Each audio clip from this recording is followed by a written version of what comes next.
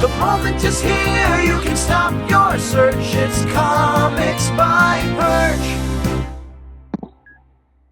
Hey everybody, this is Perch. I don't know if you noticed, but DC has really rated Marvel's talent. So you've got Kelly Thompson doing Birds of Prey over there. You've got Teenie Howard on Catwoman. You got Chip Zdarsky over on Batman. It really DC and the dawn of DC really looks like the evening of Marvel, circa about 2 years ago. I'm waiting for Saladin Ahmed to announce his DC book, and then we can get Danny Lore in there, and then you pretty much have a lot of Marvel. You just got to clean up Donny Cates and then drag him into DC, and you got that. And I mean, like what's left? I mean, Al Ewing and Jason Aaron get over there. And anyway, DC is looking more and more like Marvel. And this question, what is going on with Power Girl? Fine, we'll bite. So what is going on with her? It says, hey, Perch, what exactly is DC trying to gain from Leah Williams' current take on Power Girl? Why does she need new psychic powers? Are they just something tacked on to try and differentiate herself from Supergirl now that they are forcing Power Girl into the Superman family? The answer is yes. Why did they have Power Girl disown her Karen Starr identity she had for ages and change her name to Paige? For funsies. The 2009 Justin Gray, Jimmy Palmiotti, and Amanda Connor Power Girl is a well-liked and popular run. DC just reprinted it in trade for the last year, so why are the comics trying to say the last well-liked run is actually not the real Power Girl? Wouldn't it make more sense? So whenever you find yourself saying, wouldn't it make more sense in relation to comics, it just, wouldn't it make more sense to put her back in that popular status quo and tell more stories in it instead of cutting her off from the character completely? Sorry if the mail's a bit scatterbrained. Not really. I tried my best to clean it up. Might still be messy. No, it wasn't. What is DC trying to gain with Power Girl? Well, you had it. They're absolutely trying to gain differentiation with Supergirl, Superwoman. That's exactly what they're trying to do. They need to have the character stand on her own. They want a character to stand on her own with something other than the boop window. And so they're like, let's give some psychic powers. When in doubt, give them some psychic powers. Secondary mutation works every time. Is it needed? Well, no, but keep in mind, if you have a comic company and people who are going that, Superman is tough to write because he's so powerful, and like, I don't know, what am I going to do with Superman? He can just win anything. He's just too powerful. If that's your mentality with comics, then quite frankly, where do you even stand when you get to Supergirl or Power Girl or like some of these other characters? It's like, crap, we got more people with the same kind of vague power set. Well, not vague power set, but the same power set of Superman, and we got to deal with them now too. Jesus. I mean, that's really where people's heads are at. It's just a lot. And I think that some people don't know what to do. So it's like, what do we do? Well, let's throw a new power on there. And that's the pitch. We're going to discover Power Girl as a new power, and we're going to play with that a little bit. But just like the Superman's power where he could shoot rainbow beams out of his fingers, that's about where this is going too. Will this be remembered in 5-10 years? It is doubtful. I in some ways I hope it is, because I'm personally tired of comic book characters just getting kind of random new abilities that we forget about. Remember that Superman or Superboy could like explode, laser light out. Well, this was New 52. Superman could like blow up like a bomb, but then he would be powerless for a little while until he could recharge again. And they had all that. Did they come back to that? There's all these moments where a writer invents some crazy new quirky power. It's meant to differentiate, give some kind of new ability for the hero to deal with. But by and large, those are forgotten. Just ask Wolverine's hot claws that are around somewhere, somehow. And what's funny is when you talk to people in comics, they'll say things like, these, it didn't take. Ha, ha, ha, ha. That's comics, right? Silly.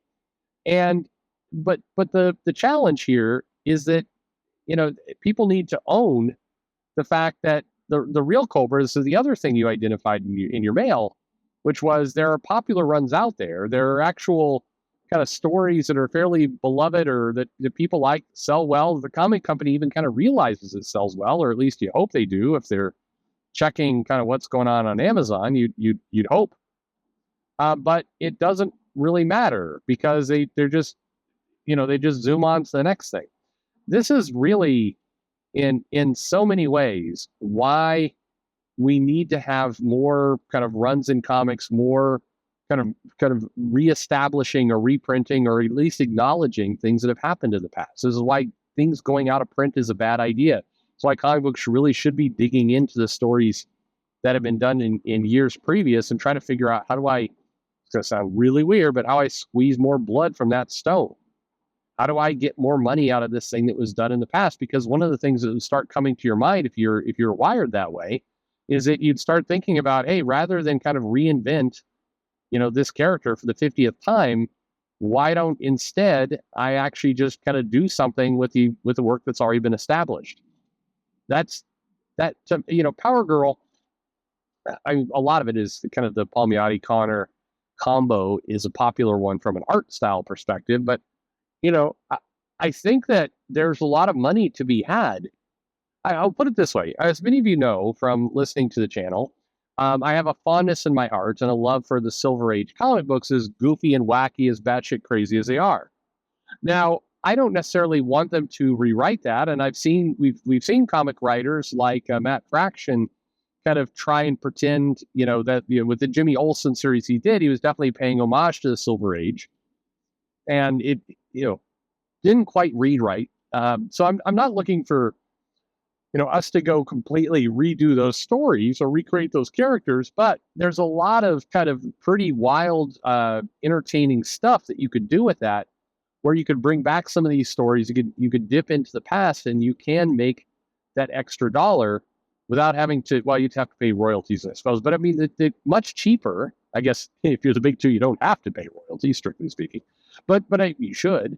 But I mean, there's a lot of ground to be done. So fundamentally, why are they messing around with Power Girl? What is Leah Williams doing? Inventing a new power to kind of say, look, she's different in this way. Why is she forgetting the secret identity and the stuff that's been done in the past with Power Girl? I have, probably about a 75% chance she just didn't read those comics. That nobody gave it to her and she just didn't read them. I mean, that's most likely what happened there, or if anything, skimmed them. Read the Wikipedia journal. Ask somebody on Twitter, like, hey, what do you know about Power Girl? Like, chances are that's where it happened. The editor probably didn't read a lot of that stuff either. I don't know. Maybe that's too cruel.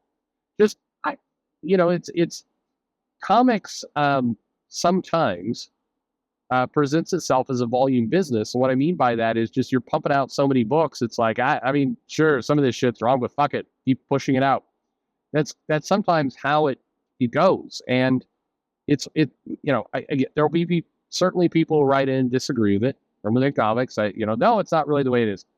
Yeah, except when I talk to people, when I talk to editors, when I talk to people in comics, they will say things like, oh yeah, that was wrong, but I don't know, what are you going to do? It's just comics. And not to start an entire new video off that phrase, but the phrase, it's just comics, shrug, always drives me nuts. Because even though, yeah, it is just comics, yeah, this one issue of a backup Power Girl story in a Superman comic is not exactly going to end world hunger, I grant you, but all the same, I would like and kind of expect, people to try and put their best foot forward. Everybody should try to do that, and it often feels like it's like, what's the point anyway? Half people won't even read this book. I think you have to take pride in what you do, and I realize the irony of me saying that with super shitty audio on a podcast where if I sneeze, I'm like, fuck it, they're going to hear me sneeze. I get it.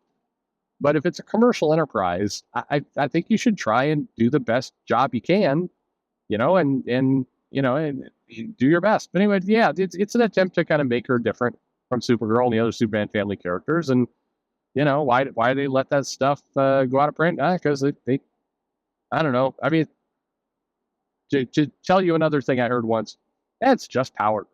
I mean, how big a deal is it really? I'll tell you, it's two big deals. Thanks for listening.